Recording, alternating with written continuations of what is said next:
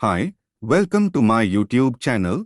Today we fix DataTables warning in ASP.NET application. Let's start. This is my project and as I refreshed it, our DataTables warning alert appeared.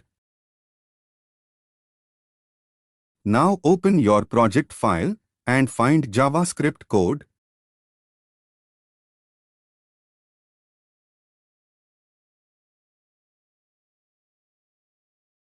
And here I paste a few lines of code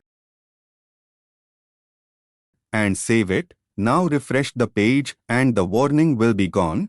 Refresh once again, but no warning, so issue has been resolved. Thanks for watching. Please like, share and subscribe the channel. Thank you.